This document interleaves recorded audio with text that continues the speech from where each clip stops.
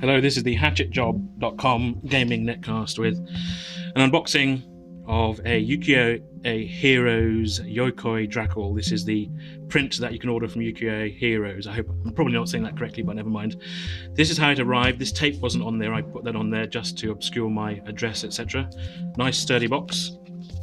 And it is a nice textured paper. The actual paper that this is made on, gosh, look at that. Isn't that beautiful? I don't know if I can get that all into shot. But this is, gosh, it's really gorgeous. And I believe that is Jed Henry's signature on the bottom there. And there's the date it was done. This must be, I assume, the number of them. And it's on backboard there. I'll just see what's anything on the back. No. But, gosh, I hope you can see that. That is really lovely. Look at the detail. If I can zoom in a bit, if you can see the patina of everything that's going on in there.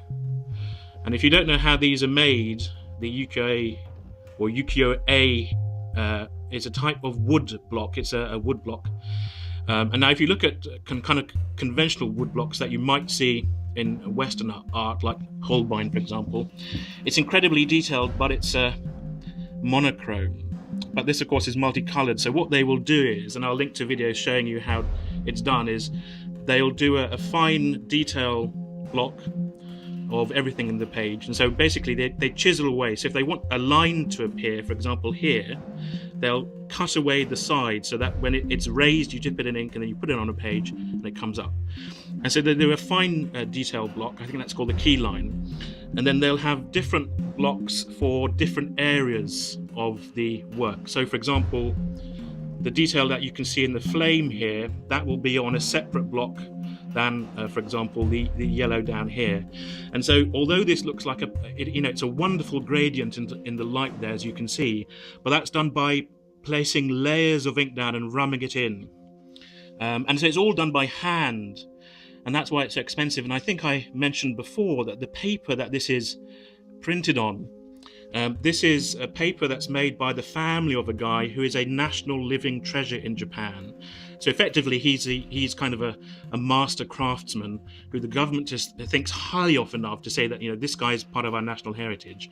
So that's what the paper is made of. And it's mulberry paper, I believe. This is, gosh, this is really lovely. It's not terribly big, but that's not the point. You can get larger versions, cheaper versions of just the artwork, but it's the physical work that's gone into the piece, which I think is so important.